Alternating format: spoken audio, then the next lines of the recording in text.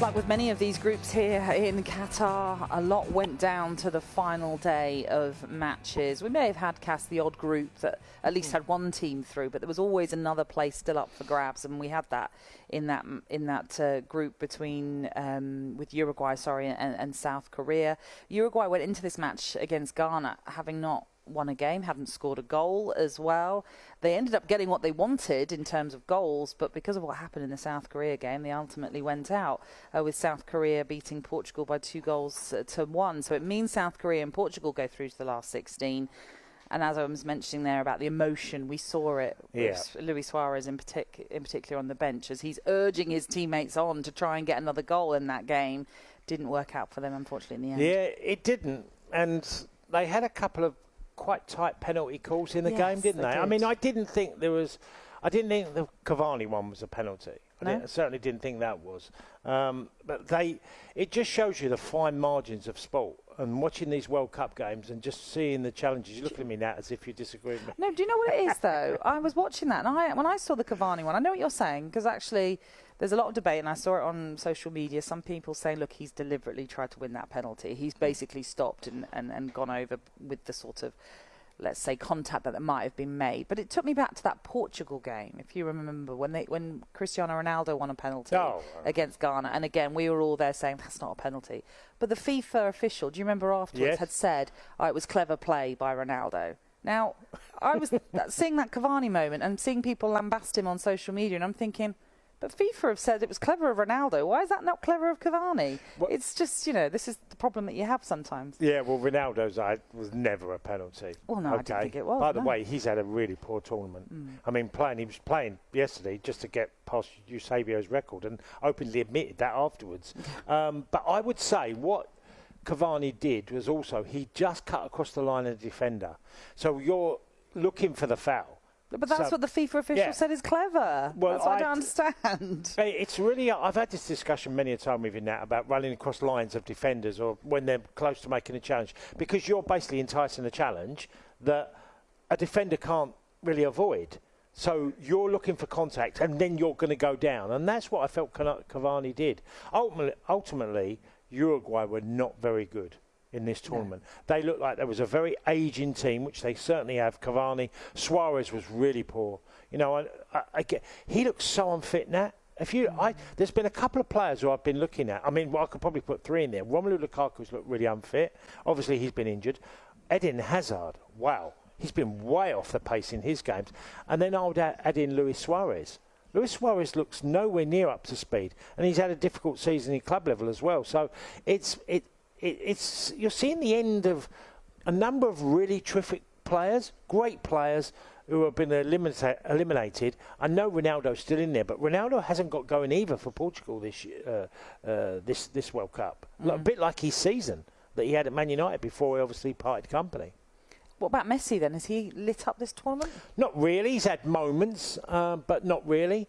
I mean, he was, if we look around and sometimes you search for information, and he'd walked more than anybody in the tournament, but he can still produce a moment of magic. He certainly is nowhere near the Lionel Messi that broke through in his 20s. But then that's really a given. And when you're mid-30s now, around 34, 35, 36, I mean, people are going to literally say to me, while I can hear them people shouting, what about Modric?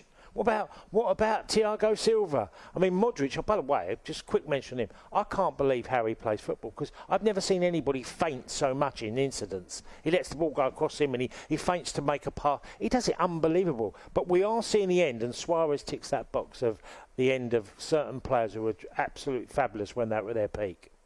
Obviously, they went out partly due to their poor performance overall in this tournament, but also what South Korea achieved. And we saw those Ghana scenes. missed a penalty as well, didn't they? They did. They did, which took them back to that 2010 World Cup, that grudge match, obviously going back to South Africa when, obviously we know what happened with Luis Suarez and the handball and Asamoah missing their penalty, and Uruguay went on to win that game. But South Korea beating Portugal, but they had to wait to see what was happening, and we saw those images of them, the players all sort of huddled around in a circle as they were, and there was this one little iPhone. They were all gathered around watching, and you could. I mean, I was watching just that moment alone, just seeing what was happening, because there was a split screen, and you had had the Uruguay game on, you had what was happening on the pitch of South Korea.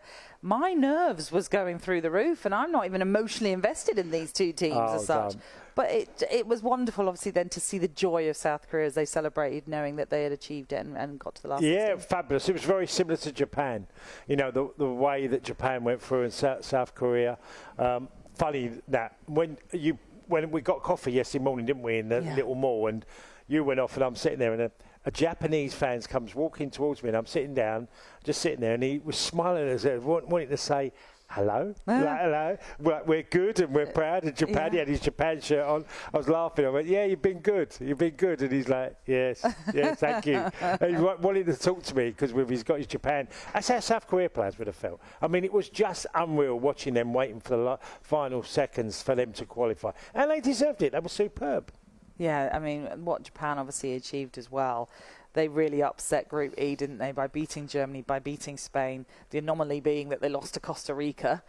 Slightly strange. I mean, I was at the Costa Rica-Germany game, and to be just a part of that, and in that moment of, at one stage, it looked like Costa Rica and Japan were going through. Then it was Japan and Spain, and then it was Spain and Germany. It was just topsy-turvy, twists and turns. It was so exciting to be a part of that.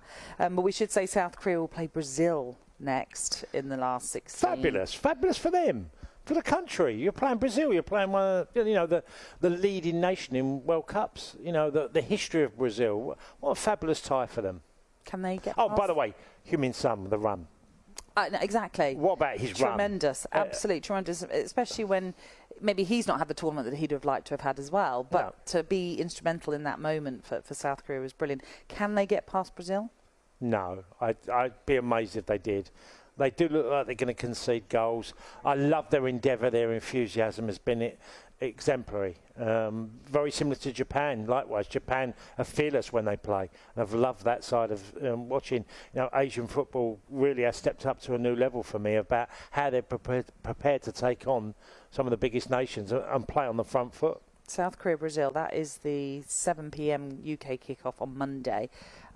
In the 3 o'clock UK kickoff, it's Japan, Croatia.